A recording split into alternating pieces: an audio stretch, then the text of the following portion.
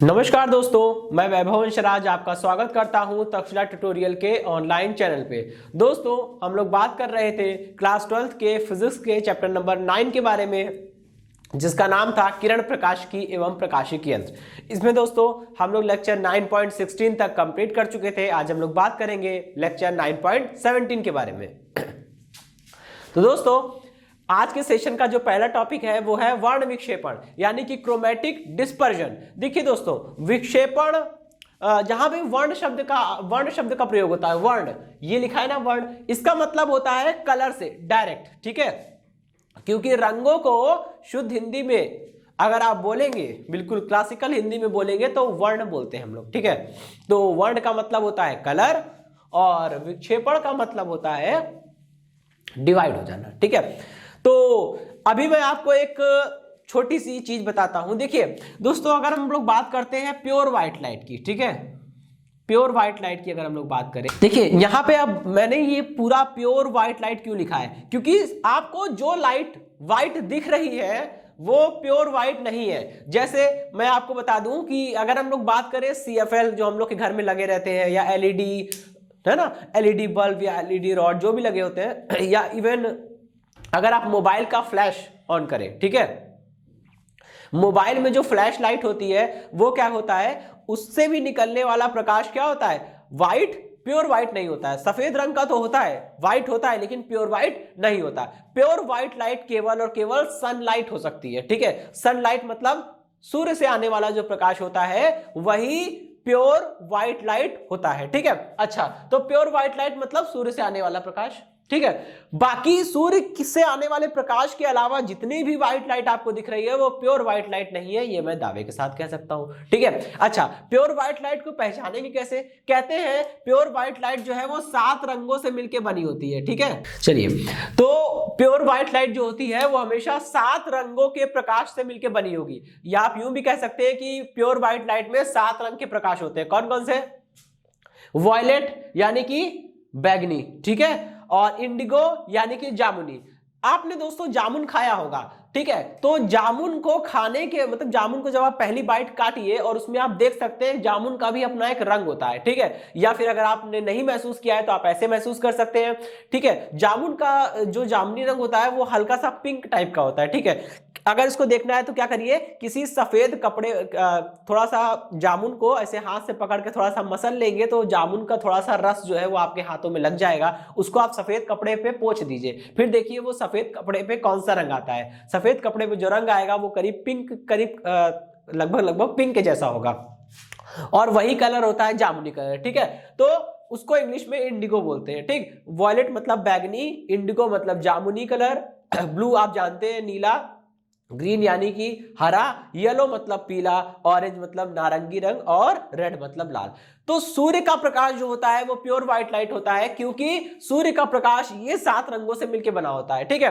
तो जो भी प्रकाश ये 7 रंगों से मिलकर बना होगा वही प्योर व्हाइट लाइट होगा, और प्योर व्हाइट लाइट सनलाइट के अलावा और कोई नहीं होती है, ठीक है। अब दोस्तों हम लोग बात करते हैं कि ये क्रोमेटिक डिस्पर्जन यानी वर्ण विक्षेपण होता क्या है। कहते हैं अगर आपने मान लीजिए श्वेत प्रकाश, इंग्लिश में प्योर व्हाइट लाइट बोलते हैं, हिंदी में हम लोग श्वेत प्रकाश बोलते हैं, ठीक है। जब श्वेत प्रकाश किसी प्रिज्म पर गिराया जाता है, ठीक है, जब श्वेत प्रकाश किसी प्रिज्म पर गिराया जाता है तो प्रिज्म क्या करता है, श्वेत प्रकाश जो 7 रंगों के प्रकाश से मिलकर बना है उन 7 रंगों को अलग अलग कर देता है, ठीक है। श्वेत प्रकाश जो है वो उन 7 रंगों के प्रकाश को अलग अलग कर देता है। अच्छा, अब इस चीज को हमें समझना है, ठीक। प्योर व्हाइट लाइट जब किसी प्रिज्म पर गिरेगी तो प्रिज्म क्या करेगा, प्योर व्हाइट लाइट 7 रंगों के प्रकाश से मिलकर बनी है उन 7 रंगों को अलग अलग कर देगा, ठीक है। चलिए, तो इसी घटना को हम लोग क्या बोलते हैं, इसी घटना को हम लोग वर्ण विक्षेपण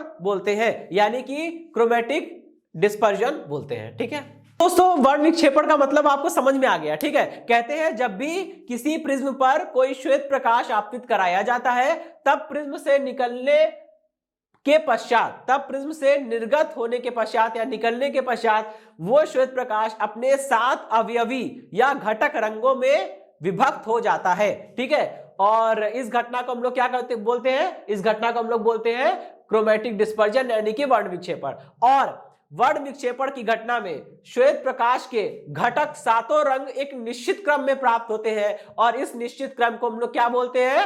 स्पेक्ट्रम बोलते हैं। ठीक है, किसका स्पेक्ट्रम बोलेंगे? श्वेत प्रकाश का स्पेक्ट्रम।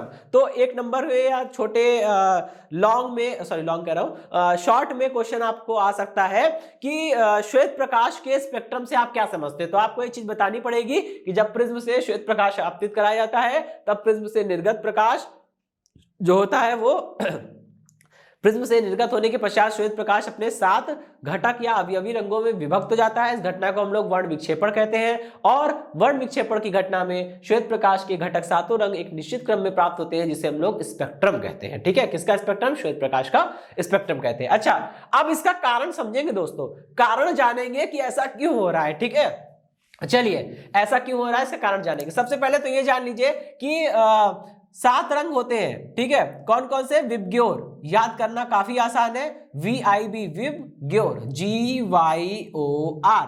ठीक है दोस्तों, आपने चैप्टर नंबर 8 पढ़ा है। चैप्टर नंबर 8 में आपने पढ़ा होगा विद्युत चुंबकीय तरंगे। विद्युत चुंबकीय तरंगों के कई प्रकार थे, कई भाग थे। विद्युत चुंबकीय स्पेक्ट्रम जो हमने आपको पढ़ाया था 8.4 में, तो उसमें हमने आपको बताया था कि ये जो विद्युत चुंबकीय तरंगे होती हैं इनके कई पार्ट होते हैं। पार्ट कहने का मतलब है कि इनके कई हिस्से होते हैं। जैसे विद्युत चुंबकीय तरंगे कई प्रकार की हो सकती है, टीवी तरंगे, FM तरंगे, रेडियो तरंगे। ठीक है, उसके बाद आप पराबैंगनी किरणें, ठीक है, नहीं उसके बाद सूक्ष्म तरंगे यानी माइक्रोवेव्स, फिर पराबैंगनी, फिर दृश्य प्रकाश, फिर अल्ट्रावायलेट, फिर एक्स रेज और गामा रेज। ठीक है, इसमें जो दृश्य प्रकाश तरंगे होती हैं वो भी क्या है? विद्युत चुंबकीय तरंगों का एक भाग है। लेकिन दोस्तों वो एक लौता ऐसा भाग है जो हमें नग्न आंखों के द्वारा भी दिखाई दे जाता है। और वो दृश्य प्रकाश जो है वो 7 रंगों, दृश्य प्रकाश के अंदर भी ये 7 रंग होते हैं। ठीक है, उसमें विबग्योर ही आते हैं। ठीक है, और विबग्योर में तरंग दैर्ध्य की अगर हम बात करें तो तरंग दैर्ध्य सबसे कम किसकी होती है? वॉयलेट की, और सबसे ज्यादा किसकी होती है? रेड की। मतलब विबग्योर में अगर आप ऊपर से नीचे की ओर गति करेंगे तो लैम्डा का मान क्या होगा? बढ़ेगा। लैम्डा नीचे की ओर जाने पर बढ़ता है। ठीक है, अच्छा अब देखिए दोस्तों, एक सूत्र होता है, एक साइंटिस्ट थे, ठीक है, कॉची। ठीक है, ये स्पेलिंग है उनकी, कॉची। तो कॉची ने क्या बताया था? कहते थे कि, पहले फॉर्मूला लिख लेता हूं फिर बताता हूं। ठीक है, चलिए, कॉची ने कहा था कि अगर हम किसी एक विशेष रंग के प्रकाश की बात करें, ठीक है, तो दोस्तों किसी एक विशेष रंग के प्रकाश के लिए किसी माध्यम का अपवर्तनांक कितना होगा ये बताना एक बहुत बड़ी बात है। खुद सोचिए, मान लीजिए एक प्रिज्म हमने ले लिया। जब एक प्रिज्म हमने ले लिया है तो उस प्रिज्म का अपना कुछ ना कुछ अपवर्तनांक होगा। ठीक है, क्या वो अपवर्तनांक आप बदल सकते हो? बिल्कुल नहीं भाई, किसी प्रिज्म का अपवर्तनांक हम कैसे बदल सकते हैं? प्रिज्म का अपवर्तनांक जो है वो उसके मटेरियल पर निर्भर करता है और मटेरियल तो उसका हम बदल नहीं सकते। तो एक बार अगर हमने प्रिज्म ले लिया तो उसका अपवर्तनांक फिक्स हो जाएगा। लेकिन दोस्तों इसी प्रिज्म का अपवर्तनांक अलग अलग रंगों के लिए अलग अलग होता है। ये बात जान के आपको शायद थोड़ा सा आश्चर्य होगा, लेकिन इसका रीजन है। तो इसका रीजन क्या होता है? ये दोनों आपस में कैसे रिलेट होते हैं? हम कैसे समझ सकते हैं कि किसी विशेष रंग के प्रकाश के लिए किसी माध्यम का अपवर्तनांक कितना होगा या कितना हो सकता है? तो इसके लिए कॉची ने एक फॉर्मूला दिया। कॉची ने बताया कि किसी माध्यम का किसी विशेष रंग के प्रकाश के लिए लैम्डा मतलब तरंग दैर्ध्य, आपको पता है अलग अलग रंगों के प्रकाश के लिए तरंग दैर्ध्य लैम्डा का मान अलग अलग होता है। सबसे ज्यादा तरंग दैर्ध्य किसकी होती है? लाल रंग के प्रकाश की। सबसे कम किसकी होती है? विबग्योर की। विबग्योर से मतलब वॉयलेट से रेड की ओर आप जैसे बढ़ेंगे तरंग दैर्ध्य का मान थोड़ा थोड़ा बढ़ता रहेगा। ठीक है, जैसे समझिएगा, जब हम विबग्योर ऊपर से नीचे आते हैं तरंग दैर्ध्य का मान बढ़ता है। ठीक है, तो सबसे कम तरंग दैर्ध्य है वॉयलेट की। ठीक है, तो कॉशी ने अपना एक फॉर्मूला दिया। उन्होंने बताया कि n बराबर a plus B upon lambda square होता है। a और b क्या है? a और b जो होते हैं वो किसी माध्यम के नियतांक होते हैं। ठीक है, हर एक माध्यम के लिए a और b का मान अलग अलग होगा। ये a और b जो होते हैं वो किसी माध्यम के लिए नियतांक होते हैं। a और b की वैल्यू फिक्स है। अब आप सोचिए, लैम्डा अपॉन में लिखा है, जिस रंग के प्रकाश के लिए लैम्डा का मान ज्यादा होगा उसके लिए n का मान कम होगा। और अभी हमने बताया सबसे ज्यादा लैम्डा की वैल्यू किसके लिए होती है? रेड रंग के लिए। यहां पे मैक्सिमम वैल्यू मिलती है, ठीक है। और वॉयलेट में देखें तो लैम्डा की क्या होती है दोस्तों? मिनिमम वैल्यू मिलती है, ठीक है। यहां पे यही मैक्सिमम और मिनिमम का खेल है। जब लाल रंग के प्रकाश की तरंग दैर्ध्य सबसे ज्यादा है तो लाल रंग के प्रकाश की अगर हम बात करें तो यहां लैम्डा की वैल्यू जितनी ज्यादा होगी एन का मान उतना ही कम होगा। इसीलिए लाल रंग के प्रकाश के लिए अपवर्तनांक जो होता है वो मिनिमम होता है दोस्तों, ठीक है। अब इसका उल्टा अगर हम बैगनी रंग की बात करें तो बैगनी रंग के लिए तरंग दैर्ध्य न्यूनतम होती है। कितनी तरंग दैर्ध्य होती है बैगनी रंग की? याद है किसी को? कितनी होती है? ये होती है करीब 450 नैनोमीटर के आसपास, ठीक है। अब ये 450 होती है और ये कितनी होती है? ये होती है 750 नैनोमीटर, ठीक है। आप देख रहे हैं तरंग दैर्ध्य किसकी ज्यादा है? रेड की ज्यादा है, ठीक। तो अगर हम बात करते हैं वॉयलेट की तो बैगनी रंग के प्रकाश की तरंग दैर्ध्य काफी कम होती है और लैम्डा का मान जितना कम होगा एन का मान उतना ही ज्यादा होगा, यानी कि एन का मान क्या होगा दोस्तों? मैक्सिमम।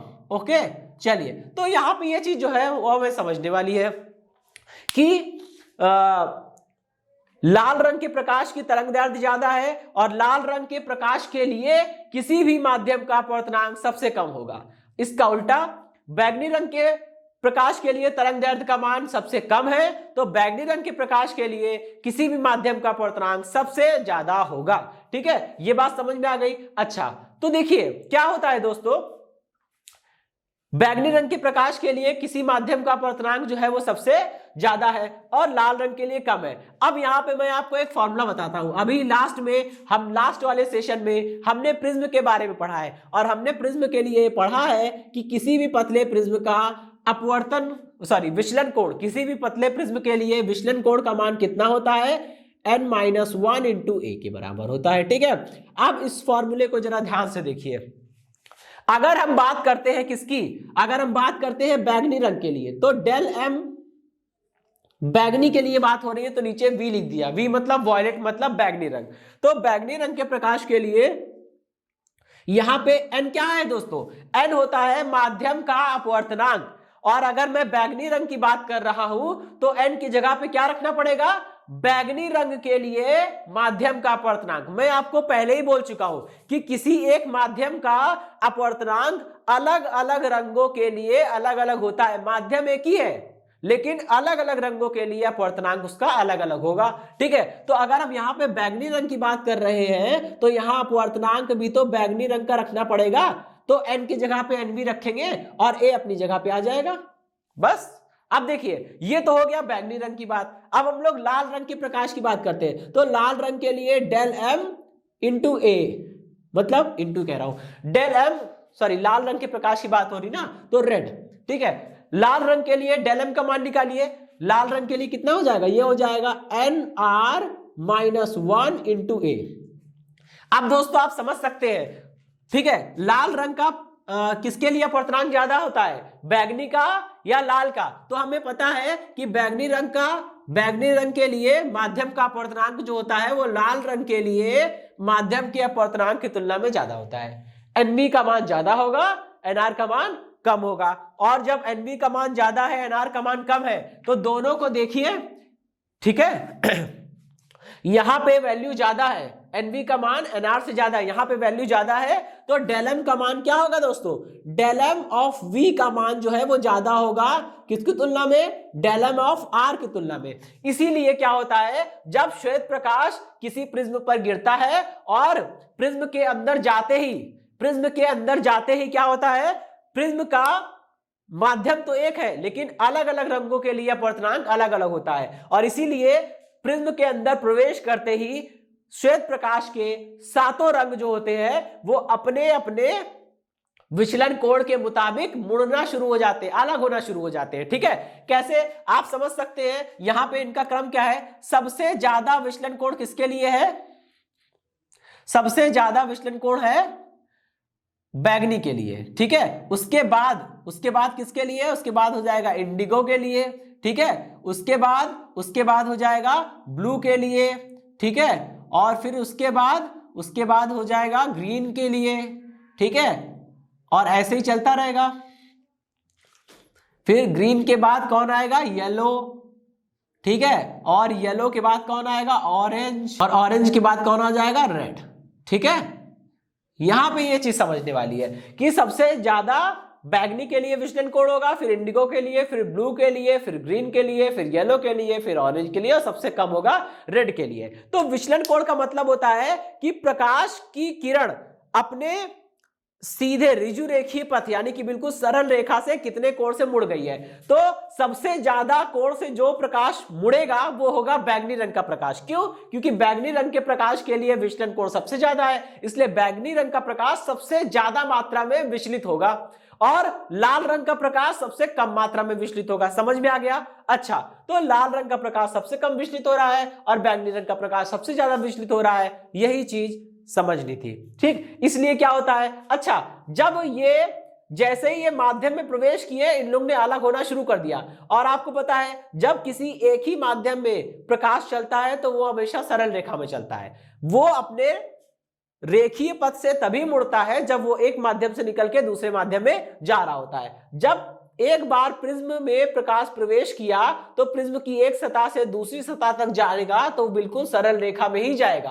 खैर, तो क्या हुआ था, जैसे ही प्रिज्म में इन लोगों ने प्रवेश किया वैसे ही सारे रंग अलग होना शुरू हो गए, क्योंकि सभी रंगों के लिए सभी रंग अलग अलग कोण से झुक गए, सभी कलर जो है वो अलग अलग रंग से विचलित हो रहे हैं। ठीक है, इसलिए जैसे ही एक सतह से दूसरी सतह तक पहुंचते हैं सारे रंग पर्याप्त मात्रा में सेपरेट एक दूसरे से पृथक हो जाते हैं।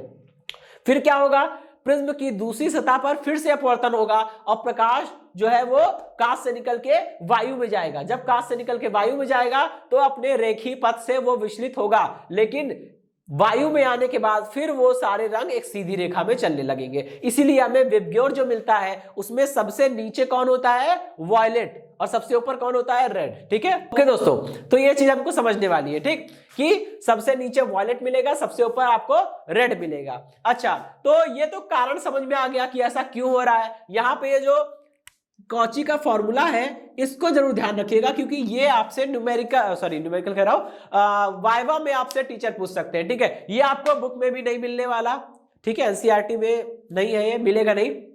तो ये लॉजिक समझ लीजिए कि आया कहां से। ठीक है, ओके दोस्तों, ये टॉपिक छोटा था लेकिन इसको एक्सप्लेन करना था इसलिए टाइम लगा। अभी हम लोग नेक्स्ट टॉपिक पढ़ेंगे। हम लोग जानेंगे हमारा अगला टॉपिक क्या है? कोणीय वर्ण विक्षेपण। वर्ण विक्षेपण तो हमने पढ़ लिया है, ठीक है, कि जब 7 श्वेत प्रकाश किसी प्रिज्म में प्रवेश करता है तो अपने 7 घटक रंगों में विभक्त हो जाता है। इस घटना को हम लोग क्या बोलते हैं?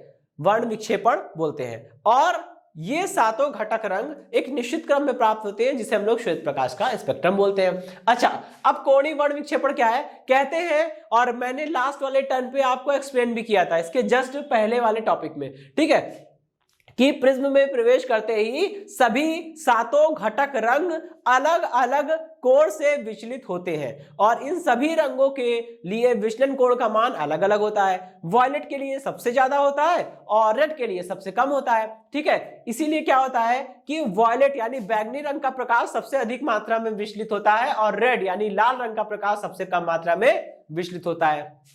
ठीक है, अच्छा, अभी देखिएगा, कहते हैं कि अगर हम किसी दो रंगों की बात करें, केवल 2 रंग, ठीक है, तो किन्हीं दो रंगों के बीच में, किन्हीं दो रंगों के प्रकाश की निर्गत किरणों के बीच में जो कोण बनता है उसी को हम लोग क्या बोलते हैं? उन दो रंगों के लिए कोणीय वर्ण विक्षेपण कहते हैं। फॉर एग्जाम्पल, सपोज करिए वॉयलेट ये है और रेड ये है।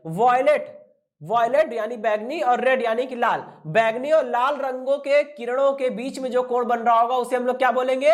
उसे हम लोग बोलेंगे कोणीय वर्ण विक्षेपण। ठीक है, किन्हीं भी 2 रंगों के लिए हम लोग कोणीय वर्ण विक्षेपण की बात कर सकते हैं। ठीक है, अभी अगर हम लोग बात करें वॉयलेट और रेड की, तो देखिए दोस्तों, अब देखिए दोस्तों, ये वॉयलेट को क्या किया हमने? बैगनी रंग के प्रकाश को पीछे की ओर बढ़ाया और लाल रंग के प्रकाश की निर्गत किरण को हमने पीछे की ओर बढ़ाया। जब बैगनी और लाल रंग के प्रकाश की निर्गत किरणों को हम पीछे की ओर बढ़ाएंगे तो इनके बीच में यहां जो भी कोण बनेगा थीटा, इसी थीटा को हम लोग क्या बोलते हैं? बैगनी एवं लाल रंग के बीच कोणीय वर्ण विक्षेपण बोलते हैं। कोणीय वर्ण विक्षेपण हमेशा 2 रंगों के बीच देखा जाता है और जिन 2 रंगों के बीच आप कोणीय वर्ण विक्षेपण देख रहे हैं उन्हीं दोनों रंगों की निर्गत किरणों के बीच में जो कोण बनता है उसी को हम लोग क्या बोलते हैं? कोणीय वर्ण विक्षेपण बोलते हैं उन दो रंगों के लिए। तो उसको परिभाषित कैसे करेंगे? किसी प्रिज्म से निर्गत, किसी श्वेत प्रकाश, मतलब जब श्वेत प्रकाश किसी प्रिज्म में प्रवेश करता है तो जो 7 रंग के प्रकाश निर्गत होते हैं, हम उनकी बात कर रहे हैं। तो श्वेत प्रकाश के किसी प्रिज्म से निर्गत होने के पश्चात प्राप्त 7 रंगों में से किन्हीं 2 रंगों की निर्गत प्रकाश किरणों के मध्य बनने वाले कोण को उन 2 रंगों के मध्य कोणीय वर्ण विक्षेपण कहते हैं। यहां मैं लाल और बैगनी की बात करता हूं तो देखिए, लाल एवं बैगनी रंग के प्रकाश या लाल एवं बैगनी रंग के निर्गत प्रकाश किरण, ठीक है, लाल और बैगनी रंग की निर्गत प्रकाश किरणों के मध्य कोणीय वर्ण विक्षेपण का मान जो होता है वो कितना होता है? Theta RV is equal to, कैसे निकालेंगे दोस्तों? इसका मान निकालना है तो हमको करना क्या होता है, देखिए यहां पे समझिएगा, बैगनी रंग की निर्गत प्रकाश किरण को पीछे बढ़ाए और श्वेत प्रकाश जो आपतित प्रकाश था इसको आगे बढ़ाए। तो दोस्तों हम लोग प्रिज्म पढ़ चुके हैं, मैंने आपको बताया था कि प्रिज्म में आपतित किरण को आगे बढ़ाने पर और निर्गत किरण को पीछे बढ़ाने पर जो कोण बनता है वो विचलन कोण होता है। तो जब बैगनी प्रकाश किरण को हमने पीछे बढ़ाया और आपतित प्रकाश किरण को आगे बढ़ाया तो ये जो एंगल बन रहा है वो क्या होगा? वो होगा डेल्टा वी, और ये जो होगा वो क्या होगा? डेल्टा आर, ठीक है। तो अगर आपको थीटा निकालना है तो करना क्या है? डेल्टा वी में से डेल्टा आर को घटाना पड़ेगा। तो थीटा आर वी बराबर कितना होगा? डेल्टा वी माइनस का डेल्टा आर, ठीक है। क्योंकि बैगनी और लाल रंग की बात कर रहा हूं तो बैगनी और लाल रंग की निर्गत प्रकाश किरणों के बीच में जो कोण बनेगा वही कोण क्या होगा? वही कोण होगा थीटा। बैगनी और लाल रंग की प्रकाश किरणों के बीच जो कोण बन रहा होगा वो होगा कोणीय वर्ण विक्षेपण, किसके लिए? लाल और बैगनी के लिए, ठीक है। चलिए अभी क्या करना है? केवल वैल्यू रखनी है। दोस्तों हमें पता है कि डेल बराबर कितना होता है? n-1 इंटू ए होता है, ठीक है। अगर हम बात करेंगे दोस्तों डेल वी की तो del V is equal to NV-1 into A, ठीक है। इसी प्रकार अगर हम बात करते हैं डेल आर की तो del R is equal to NR-1 into A. यहां पे रख दीजिए दोनों, ठीक है। कितना हो जाएगा? ये हो जाएगा NV-1 इंटू में ए, ठीक। फिर यहां पे लगाया माइनस, डेल आर कितना है? डेल आर हो जाएगा दोस्तों NR-1 इंटू ए, ठीक है। ये हो गया theta R V. Theta R V is equal to, देखिए यहां से ए कॉमन ले लीजिए, कितना बचेगा? ये हो जाएगा NV-1, फिर ये माइनस कॉमन ले लेंगे, माइनस का NR+1 और ये हो जाएगा ए, ठीक है। NR 1 से 1 कटेगा, ठीक है, कैंसिल हो जाएगा। अच्छा अभी क्या बचा? Theta R V is equal to NV minus का NR इंटू ए। ये दोस्तों ध्यान रखिएगा, ये फॉर्मूला केवल लाल और बैगनी रंग के बीच कोणीय वर्ण विक्षेपण का मान है। अगर किन्हीं भी 2 रंगों की बात करेगा तो आप इसी तरह से उसको निकाल लेंगे। फॉर एग्जांपल अगर मैं इंडिगो और ग्रीन की बात करता हूं तो आप खुद सोचिए, डायरेक्ट फॉर्मूला हम लोग लिख सकते हैं। अगर हम लोग इंडिगो और ग्रीन की बात कर रहे हैं तो ये हो जाएगा, ग्रीन का जी हो गया, इंडिगो का आई हो गया, थीटा जी आई, मतलब ग्रीन और इंडिगो की बात हो रही है। थीटा जी आई कैसे मिलेगा? अब खुद सोचिए, यहां पे लिखा है NV माइनस का NR, जिसका अपवर्तनांक ज्यादा है वो आगे लिखा है। दोस्तों ग्रीन यानी हरे और इंडिगो यानी कि जामुनी, ग्रीन और जामुनी, हरे और जामुनी रंग के बीच में किसके लिए अपवर्तनांक ज्यादा होगा? तो ज्यादा अपवर्तनांक किसका होगा दोस्तों? ज्यादा अपवर्तनांक होगा इंडिगो का, जामुनी का। तो सबसे पहले किसका अपवर्तनांक लिखेंगे? जामुनी रंग का अपवर्तनांक पहले लिखेंगे, यानी कि NI पहले लिखेंगे, और हरे रंग के लिए माध्यम का अपवर्तनांक NG हम लोग बाद में लिखेंगे। NI minus NG is equal to कितना हो जाएगा? सॉरी इज इक्वल टू कह रहा हूं, NI माइनस का NG इंटू ए हो जाएगा, ठीक है। ये हरे रंग और जामुनी रंग के बीच में कोणीय वर्ण विक्षेपण का मान हो गया, ठीक है दोस्तों। चलिए तो ये टॉपिक समाप्त हुआ, अब हम लोग बढ़ेंगे, बात करेंगे अपने नेक्स्ट टॉपिक के बारे में। दोस्तों देखिए, कोणीय वर्ण विक्षेपण क्षमता, सॉरी वर्ण विक्षेपण क्षमता हमने पढ़ लिया है, कोणीय वर्ण विक्षेपण क्षमता पढ़ लिया। अब हम लोग आगे बढ़ेंगे और ये थर्ड टॉपिक है। और देखिए पहला टॉपिक दूसरा टॉपिक जो हमने पढ़ा वो भी छोटे छोटे थे और थर्ड वाला टॉपिक भी छोटा है। ये डेफिनेशन आती है इन सब की, ठीक है। छोटे छोटे ये जो तीनों टॉपिक हमने पढ़े, 2 टॉपिक पढ़ लिए, तीसरा ये है, ये तीनों ही छोटे छोटे टॉपिक है, ये आते हैं 1 नंबर में, 2 नंबर में या 3 नंबर में, इस तरह से ये क्वेश्चन आते हैं, तो ध्यान रखिएगा, ठीक है। अब ये तीसरा टॉपिक जो है वो क्या है, कोणीय वर्ण विक्षेपण और वर्ण विक्षेपण पर ही आधारित है। वर्ण विक्षेपण क्षमता कहते हैं कि किसी, अगर हम प्रिज्म की बात करते हैं, किसी प्रिज्म पर श्वेत प्रकाश गिराते हैं तो हमें पता है वो श्वेत प्रकाश अपने 7 घटक रंगों में विभक्त हो जाता है, ठीक है। मतलब श्वेत प्रकाश जिन 7 रंगों से मिलकर बना था उन 7 रंगों में टूट जाएगा, ठीक है। और वही 7 रंग एक निश्चित क्रम में मिलेंगे, इनको हम लोग स्पेक्ट्रम कहते हैं, और ये पूरी घटना वर्ण विक्षेपण कहलाती है। वर्ण विक्षेपण क्षमता को हम लोग ओमेगा से परिभाषित करते हैं। कहते हैं कि किसी प्रिज्म एवं श्वेत प्रकाश के लिए, किसी प्रिज्म एवं श्वेत प्रकाश के लिए बैगनी एवं लाल रंग के मध्य कोणीय वर्ण विक्षेपण, बैगनी एवं लाल रंग के लिए कोणीय वर्ण विक्षेपण थीटा आरवी तथा मध्यवर्ती अर्थात पीले रंग के लिए विचलन कोण के अनुपात को क्या बोलते हैं, प्रिज्म की वर्ण विक्षेपण क्षमता बोलते हैं। एक बार फिर से सुनेंगे, कहेंगे किसी प्रिज्म एवं श्वेत प्रकाश के लिए लाल एवं बैगनी रंग के मध्य कोणीय वर्ण विक्षेपण तथा मध्यवर्ती अर्थात पीले रंग के लिए विचलन कोण के अनुपात को क्या बोलते हैं, कोणीय वर्ण विक्षेपण क्षमता बोलते हैं, ठीक है। सॉरी, वर्ण विक्षेपण क्षमता बोलते हैं। वर्ण विक्षेपण क्षमता को ओमेगा से लिखते हैं, ठीक। तो दोस्तों यहां पे वर्ण विक्षेपण क्षमता ओमेगा बराबर इतना हो गया। यहां देखिएगा ओमेगा इज इक्वल टू, ठीक, कैसे इसको लिखेंगे, थीटा आरवी लिखना है तो लिखेंगे डेल वी माइनस का डेल कितना हो जाएगा, डेल वी माइनस का डेल आर, ठीक है, अपॉन में ये हो जाएगा डेल वाई।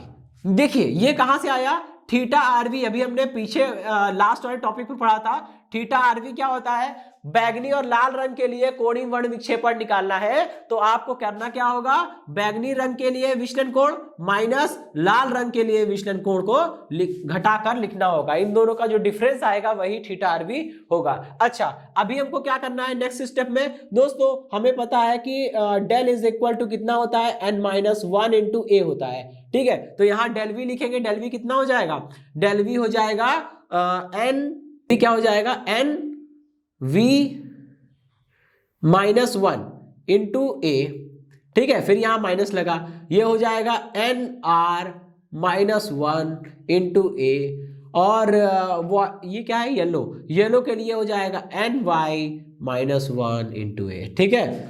चलिए भाई, इतनी बात समझ में आ गई। अच्छा, अभी देखिए हमको करना क्या है, ठीक है। अभी हमको यहां देखिए ए तो कॉमन आ जाएगा, ठीक है। पहले कॉमन ले लेते हैं और लिख भी लेता हूं क्या क्या बच रहा है। देखिए जब आप ए कॉमन ले लेंगे दोनों टर्म्स में से तो क्या क्या बचेगा, nv-1। अब ये माइनस इस ब्रैकेट के अंदर जाएगा तो कितना होगा, माइनस का nr और प्लस का 1, ठीक है। बाहर हो जाएगा ए और अपॉन में देखिए क्या बन रहा है, ny का 1 और यहां पे हो गया ए से ए कैंसिल हो जाएगा, ठीक है। ए से ए कैंसिल हो जाएगा और कैंसिल हो जाने के बाद बचेगा क्या, ए से ए कैंसिल होगा और यहां देखिए 1 से 1 भी कैंसिल हो रहा है, प्लस माइनस का, ठीक है। कितना बचेगा, ये बचेगा nv माइनस का nr अपॉन में ny, ठीक है, -1, ny -1, ठीक है। ये जो निकल कर आया है ये क्या है, वर्ण विक्षेपण क्षमता का सूत्र है, ठीक है दोस्तों। जब आप हायर स्टडीज में जाएंगे तो बीएससी फर्स्ट ईयर में इनका प्रैक्टिकल भी होता है, ओमेगा का मान निकालना होता है, ठीक है। डिस्पर्सिव पावर यानी कि वर्ण विक्षेपण क्षमता ओमेगा का मान निकालना होता है, ठीक है। तो दोस्तों ये तो है ये टॉपिक जो हमको एक्सप्लेन करना था कि वर्ण विक्षेपण क्षमता क्या होती है, ठीक है दोस्तों। अब हम लोग बढ़ेंगे अपने नेक्स्ट टॉपिक की ओर।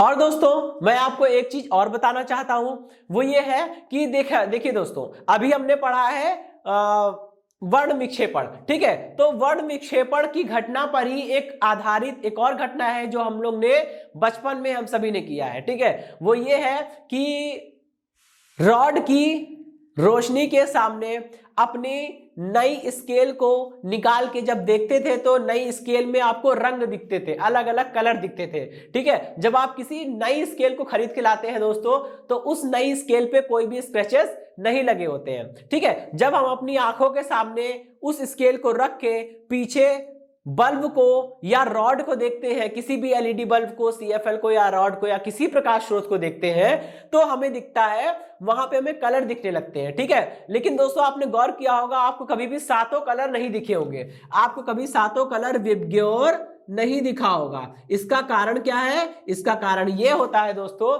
क्योंकि मैंने आपको बताया था ये सातों रंग किसमें दिखेंगे? प्योर व्हाइट लाइट में दिखेंगे। और मैंने आपको बताया सूर्य के प्रकाश यानी कि सनलाइट के अलावा और कोई भी लाइट जो है वो प्योर व्हाइट लाइट नहीं है।